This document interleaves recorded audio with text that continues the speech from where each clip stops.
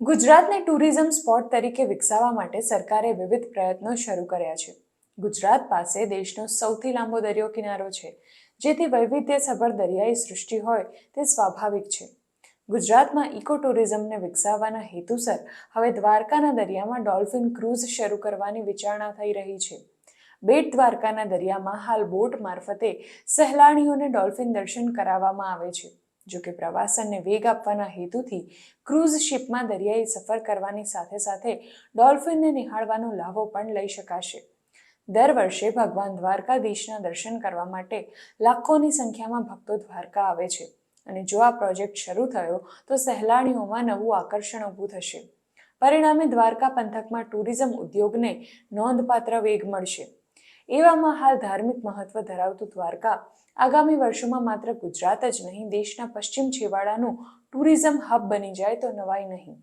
રાજ્ય સરકાર પ્રવાસીઓને આકર્ષવા માટે માલદીવની જેમ ફ્લોટિંગ વિલા પ્રોજેક્ટ શરૂ કરવાની પણ વિચારણા કરી રહી છે. દ્વારકાના અરબી સમુદ્રમાં ડોલ્ફિન ક્રૂઝ શરૂ કરવા માટે વાઇબ્રન્ટ ગુજરાત સમિટ દરમિયાન સરકાર MOU કરી શકે છે. પ્રાપ્ત માહિતી અનુસાર માર્ચ મહિનાથી જ ક્રૂઝ શરૂ થઈ શકે છે. ડોલ્ફિન ક્રૂઝમાં દરિયામાં 3 કિલોમીટર સુધી અંદર જશે અને દુર્લભ પ્રજાતિની દરિયામાં કૂદકા મારતી ડોલ્ફિન જોઈ શકાશે. ઉપરાંત શિયાળામાં સ્થળાંતર કરતી વેલ પણ દ્વારકા નજીક આવતી હોય છે તો તેને પણ જોવાની તક મળી શકે છે. મીડિયા રિપોર્ટ્સ પ્રમાણે ક્રૂઝના સંચાલકો એક ટ્રીપ 2 કલાકની યોજવાનું વિચારી રહ્યા છે અને એક સાથે ક્રૂઝમાં 150 લોકોને લઈ જવાશે. ક્રૂઝ દરિયામાં 3 કિલોમીટર એટલે કે 1.62 નોટિકલ માઇલ અંદર સુધી જશે. રૂટમાં લોકોને ડોલ્ફિન ઉપરાંત અન્ય માછલીઓ પણ જોવા મળશે. પ્રારંભિક ધોરણે દ્વારકામાં ડોલ્ફિન ક્રૂઝ શરૂ કરવાની વિચારણા છે. ત્યારબાદ ગુજરાતના વિવિધ દરિયાઈ વિસ્તારમાં આ સેવા શરૂ કરવામાં આવી શકે છે. મહત્વનું છે કે જામનગર નજીક ઓખાના દરિયા વિસ્તારમાં 200થી વધુ ડોલ્ફિન જોવા મળી હતી. એવામાં ઓખામાં પણ ડોલ્ફિન ક્રૂઝ ભવિષ્યમાં શરૂ કરવામાં આવે તો નવાઈ નહીં. ગુજરાત સરકાર છેલ્લા 1 દાયકાથી પ્રવાસન ઉદ્યોગને વેગ આપવા માટે સતત પ્રયત્ન કરી રહી છે.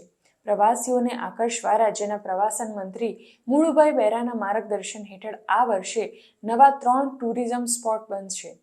યાત્રાધામ દ્વારકા, બેટ દ્વારકા અને નાગેશ્વરમાં મોટી સંખ્યામાં ભક્તો દર્શન કરવા આવે છે.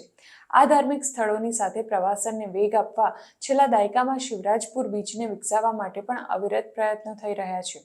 ત્યારે હવે શિવરાજપુરમાં એક્વેરિયમ બનાવવામાં આવશે, જેથી સહેલાણીઓ દરિયાઈ જીવસૃષ્ટિને નજીકથી નિહાળી શકે. રાજ્ય સરકારે 3 સ્થળોએ ફ્લોટિંગ વિલા બાંધવાની પણ તૈયારી શરૂ કરી છે. કડાણા ડેમ, બેટ દ્વારકા અને ધરોઈ ડેમમાં ફ્લોટિંગ વિલા બનાવવામાં આવી શકે છે. દુનિયાના અનેક દેશોમાં ફ્લોટિંગ વિલા જોવા મળે છે. ખાસ કરીને ટાપુઓ અને કુદરતી સૌંદર્ય ધરાવતા દેશો પ્રવાસનને વિકસાવવા આ પ્રકારની વિલાઓની સુવિધા આપતા હોય છે. ગુજરાતમાં ફરવા આવતા પ્રવાસીઓને પર્યટન સ્થળે નવો અનુભવ મળે એ હેતુથી આ વિચારણા કરવામાં આવી છે. ખાનગી કંપનીને ફ્લોટિંગ વિલાની કામગીરી સોંપાય તેવી શક્યતા છે.